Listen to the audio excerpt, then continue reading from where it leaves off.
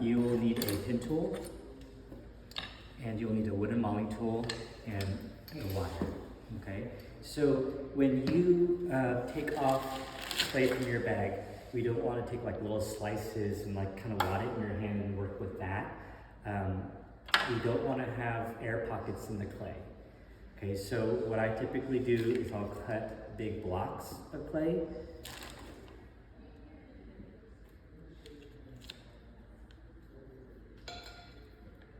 Like so. I will take my bag, wrap it up and put it away. I don't want this stuff to dry up.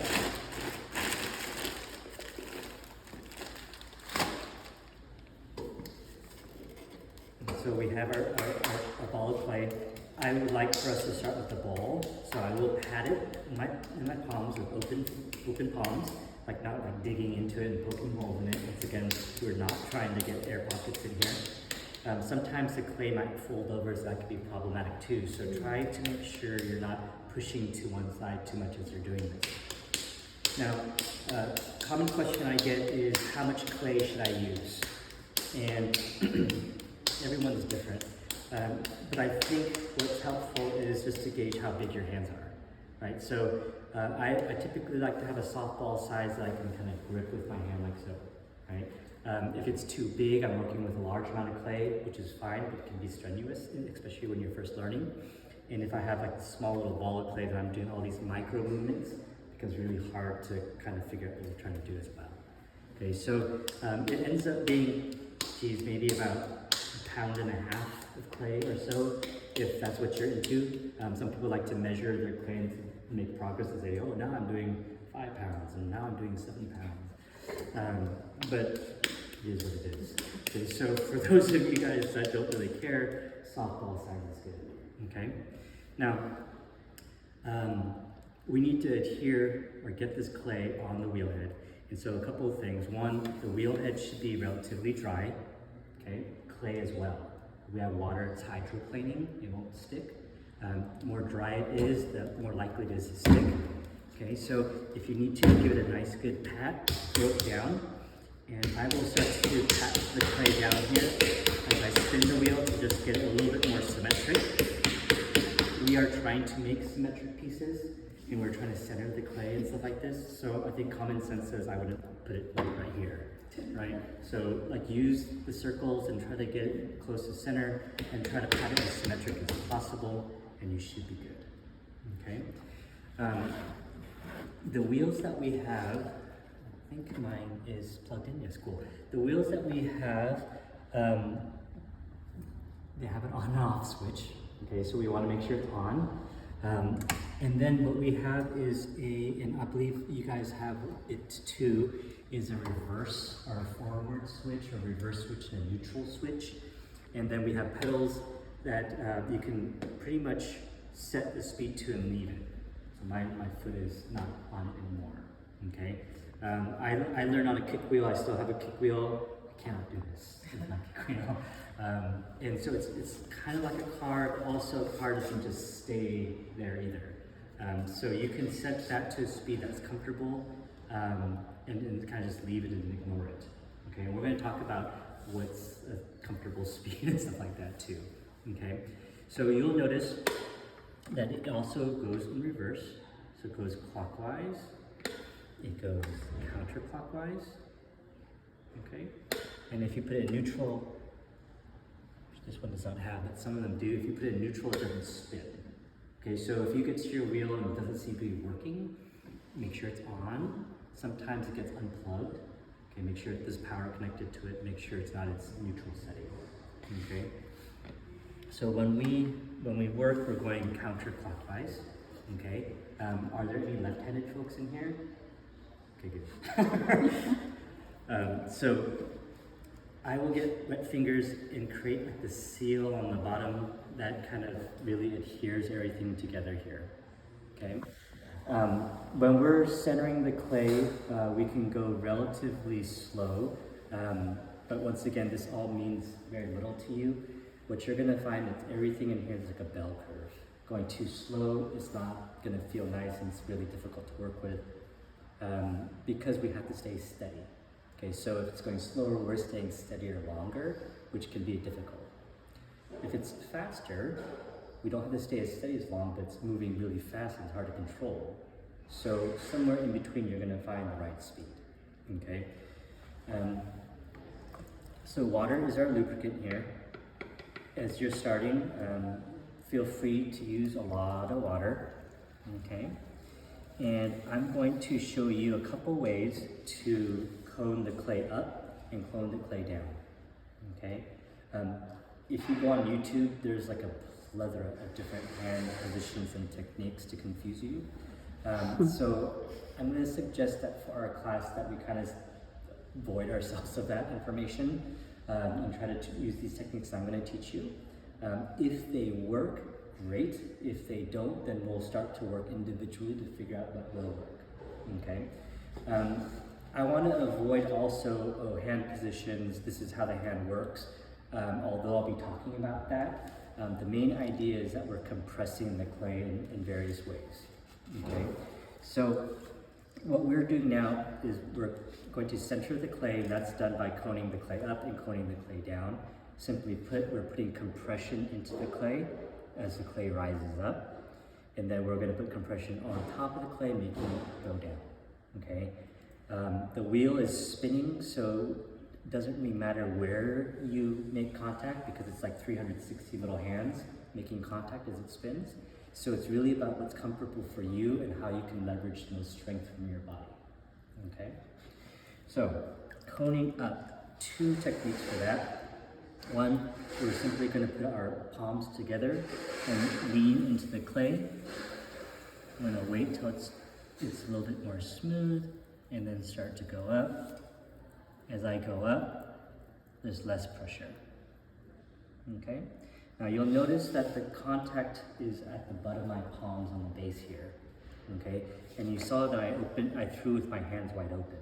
I typically don't do that, it doesn't feel comfortable. I will wrap my hands around, but I wanted you to see what I was doing, okay?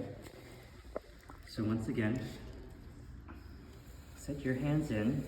If it's not smooth and doesn't feel centered, don't move quite yet. And once it feels smooth and you feel comfortable, start to go up with less and less pressure, okay? We can give a lot of pressure down here because it's very dense. Up here there's very little clay. The amount or the type of touch you're gonna give the clay is very important too.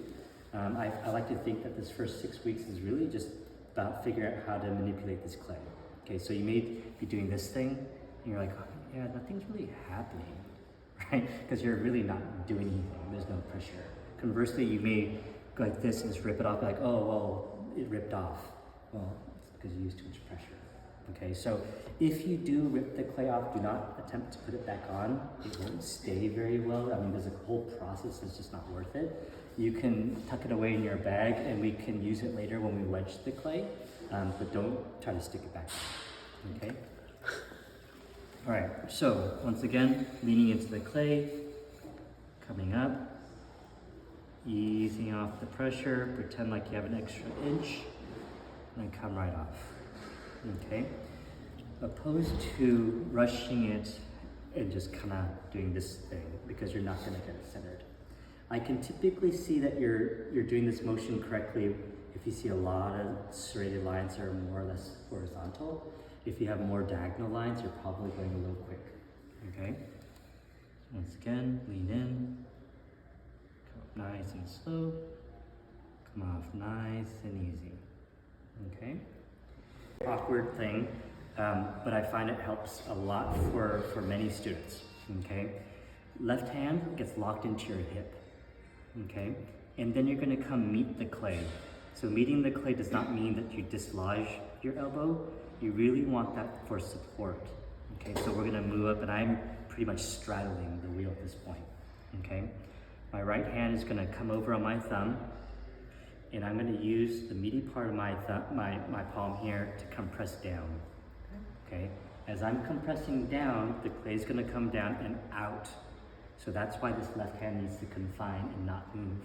Oftentimes I'll see people do this and then I'll see their hands doing this thing, okay, because it's bumping in and out.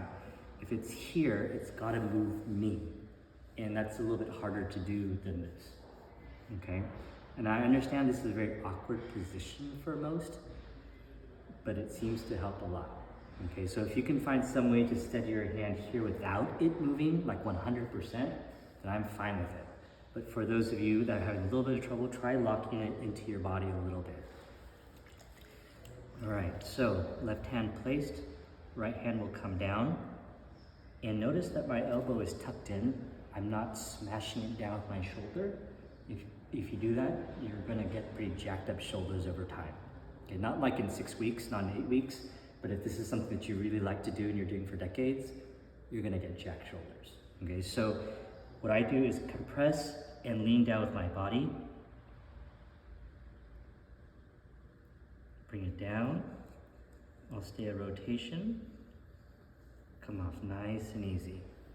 Okay, and you notice once again the contact is at the bottom of my palm there. Okay, a couple of things to avoid when you're doing this is as you're coming down, don't just launch off because then you can see it gets uneven. Also, let's say you do stay on nice and easy and then you come off real quick, that can twist it too. There is like a cohesion tension that takes place because the water and the clay and the slip is all stuck together. So as you do this, it's very gentle releases. Come off nice and easy.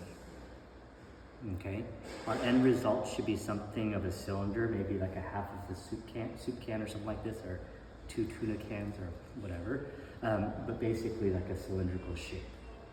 Okay, so we would test this to see if it's centered, and we're going to use a pin tool to do this. We're going to barely graze the side of the piece. Once we come into contact, we're going to not bring it in anymore. Right, so we'll do this, make contact and stop. And I like to do it in 3 different spots: top, middle, and bottom. Okay, so now if we look here, you can see that the middle band kind of goes all the way. We see the bottom band is non-existent and then shows up and then disappears again. And we can say something similar about the top band, okay? So since we don't have those 3 concentric circles, I know that I'm not centered, okay? So note that when I'm testing this, I can gouge this thing deep in for every single test to ensure that I have unbroken circles. It doesn't help. Okay, so good job that you don't have those broken circles, but it's clearly not a real test that you're doing for yourself. Okay, so as we're not centered, coning up, coning down. All right, so let me show you how I cone up the second way.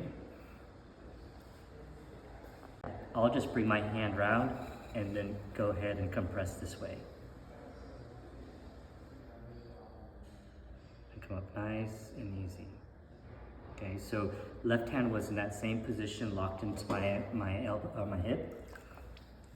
The right hand came in, compressed against the clay as it comes up, nice and gently. And then once again, easy off. Okay, pretend like you have that extra inch so you don't just come off it real quickly.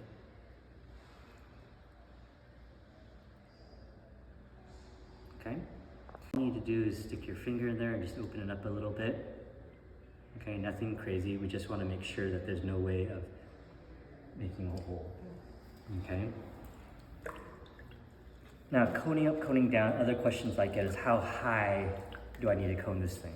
Okay, there's no like height requirement.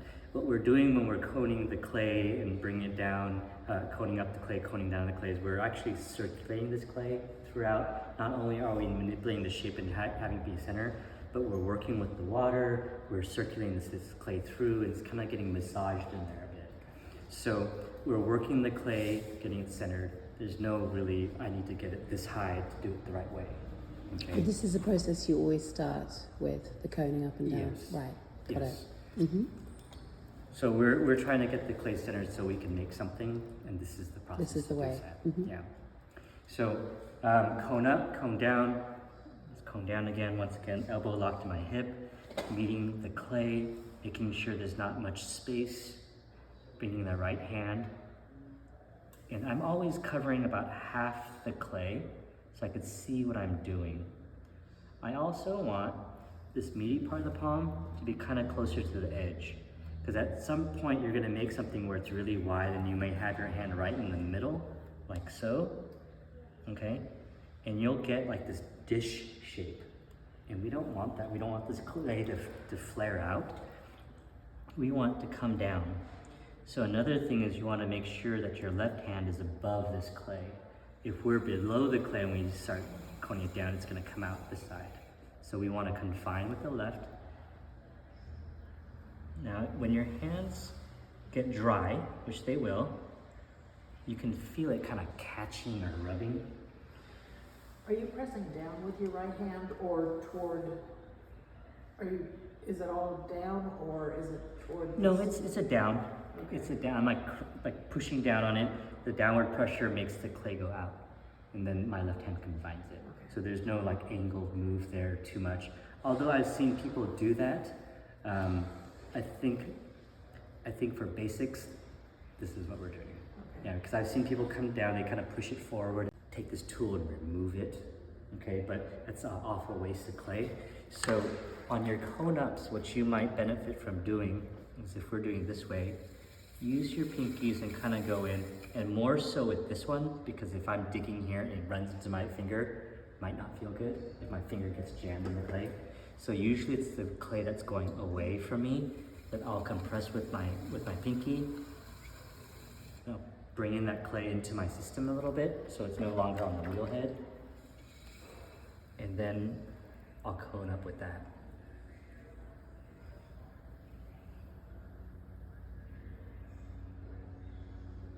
Okay. So once again, coning up using this method.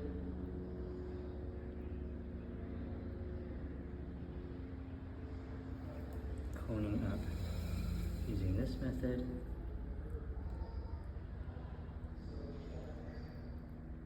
And in this one, my right hand is pulling towards me, and left hand is staying still. Okay.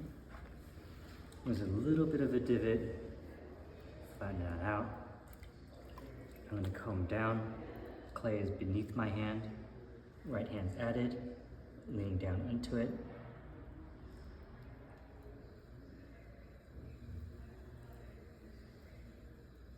Hold that position and come off.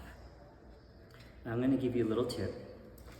I find that most people, when they cone up, can get the clay centered pretty good. Now, you don't open when the clay's up, because you got to make a big hole going down. So typically you want to compress it down so the hole that you make isn't so deep, it's easier to make. I find that when most people cone down, they lose their center. Okay? So coning up is something that one can do that seemingly is easier to center the clay.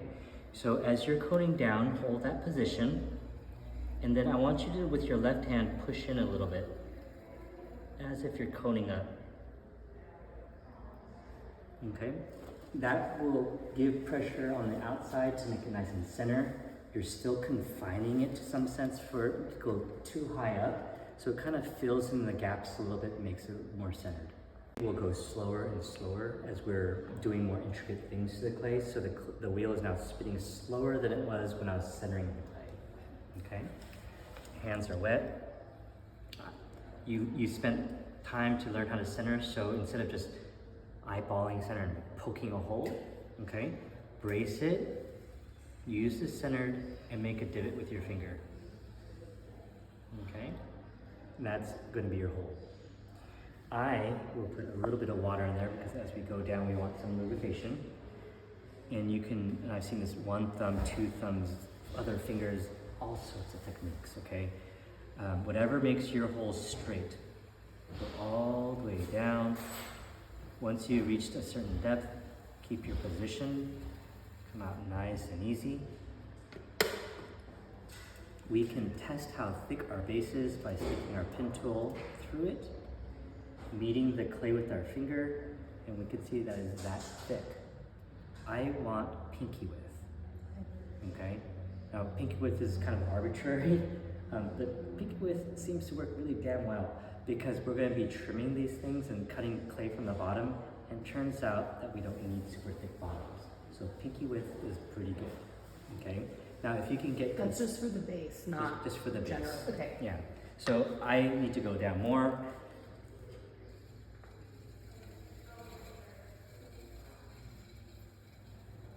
Down. Just here. Okay, I'm at my pinky width. I'm happy. Okay, now when testing this, err on the side of being too thick. Okay, you can easily go down more, but if you went down too thin, you can't like add clay. There's a process once again, and it's kind of, you're figuring things out, but it's not worth your time to figure that out right now. Okay, that's not where our lessons are going to be. So pinky width. So I made my hole. All right. So after you make your hole, some of you guys have already done this. You may find that your cups, if you cut them in half, they come in at an angle, and there's a kind of a bullet shape. Right. We want our cylinders to be more or less, I'm not going to say right angles, but kind of harder angles. And what that does is, one, it gives us a vessel that's more efficient in how much you can carry. Right now you have more that you can carry in your vessel. And two, you have less hidden weight. Okay, we don't need these heavy pieces. Okay, so what I typically do after I make my hole is I'll go in and then I will spread my bowl wide, or my hole wide, and then turn my thumb in. Okay, so it looks kind of like this. Once again, bracing my piece and bringing my thumbs closer to my hand, holding it. Okay, now this is opposed to just having my thumbs like in here and just pulling it wide or something. I like bracing it so I have some sort of control. Okay, I made my hole, and the hole should be like maybe 80% of my piece, right? Which is to say there's 10% of the clay here and 10% of the clay here. All right, I need something to lift. So after I make this, I'm gonna dig my thumb in, and you guys that are sitting right above me, you can see how like kind of that goes in. And so if we were to cut this in half, it'd come in like this, and there'd be like a little dugout, I guess, in the base. Now this gives me a first good area to lift. Okay, this is a nice little ledge, but also I pushed it in to get rid of that bullet. Okay, so that's a small little tip that I think helps when you're opening the piece up. All right, so we centered the piece, we've opened the piece, and now we're going to raise the walls. All right, so slower yet. Okay, and this is probably the more delicate part. Right, this is the challenging part for most. Although I'll say that centering might be the hardest part for most. Right.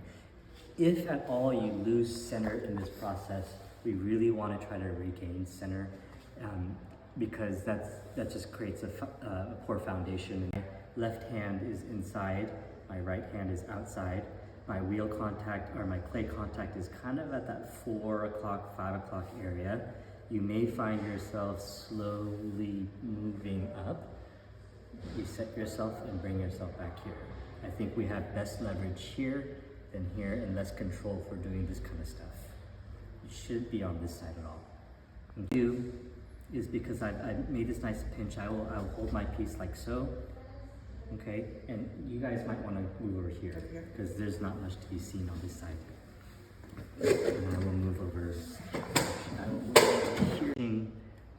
I don't know how to feel that my other fingers are opposed to each other at this point, because there's a big piece of clay in between, right? And so what I want to do is foster what that muscle memory might feel like. So as we don't really know, I do know if I pinch it that my thumb is opposing my fingers. So I will rest my hands on my thumb. Okay, now the thumb doesn't do anything. It's just a place marker for where my right hand goes. So I know I'm at the same sides. I will compress and then move that up. So are you compressing with both hands or just the outside hand? It's both hands, but it's an initial compression and a lot of constant compression as you go up. Okay. So I'm not doing this. Right. Okay, there's a pressure, That pressure makes like a little bump in the clay because it forces it up one level, and then I'm moving that clay up, okay? So I'm gonna go a little bit faster.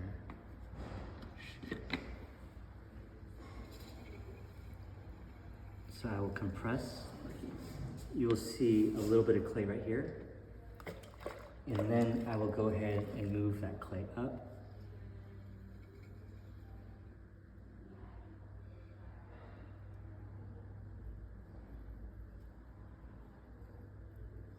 But the pressure does not increase. Same thing as raising your walls, but without that pressure, you're just gonna go up, up, up. You're not putting any pressure, and you'll feel where it's not aligned, that there's gonna be some pressure, but it's not you, it's the clay, and you'll work it back in line. Okay? Now, you may find that the top of your piece, after a couple of draws, are gonna get really uneven. If it's not centered, you may see waves.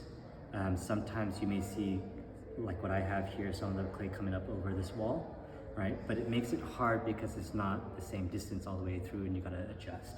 And I don't want you guys to have to adjust. I want the consistency of the clay wall all the way up. So we will cut this off, and what we're gonna do is we're gonna take this pin tool and we're going to cut it, right? So I will pinch the clay. I will rest my pin tool on my thumb, and then I'm gonna come in, cut, cut, cut. I'll feel it on the other side, and I will lift, okay?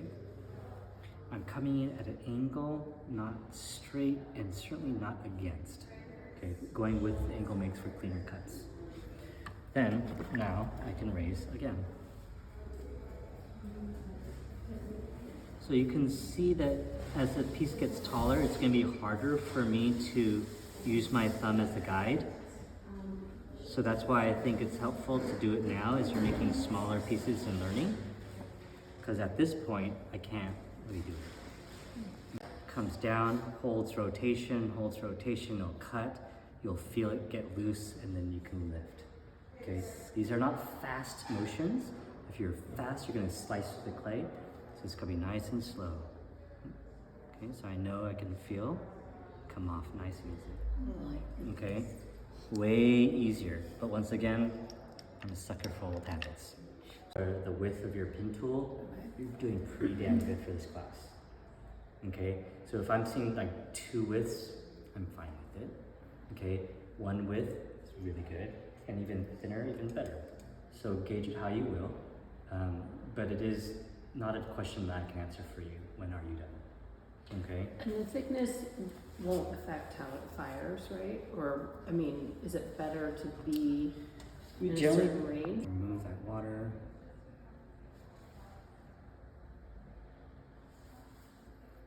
And then one last climb, just because I messed up the shape a little bit, sticking my hands in there and fixing the top. Just want to clean it up. We'll take our wooden mauling tool and take that cut edge and basically go down the side of my piece to remove any clay that's down there. Okay, so I typically start there and I hold it nice and tight. Go straight down, all the way to the wheelhead.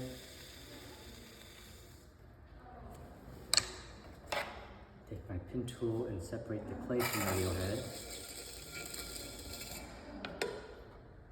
And cut and remove clay. And it's Beautiful. wheelhead. What I like to do, we're gonna take the wire and cut it. Sometimes when you put the wire in, it doesn't cut straight. So what I will do is I will take my wooden mauling tool and basically create a little groove. And this helps for the wire placement as I cut through. Okay, I am going to remove this and put it on the board here. And there's boards all throughout the studio. There's a bunch here. Near that measuring table, there's another shelf full of them. So you will use your boards to store your pieces. Okay, and what we're gonna do is get nice and wet. We're gonna hydroplane this across. So I have a lot of water behind me. I'm gonna run the wire through to displace any of that air or water underneath. Okay.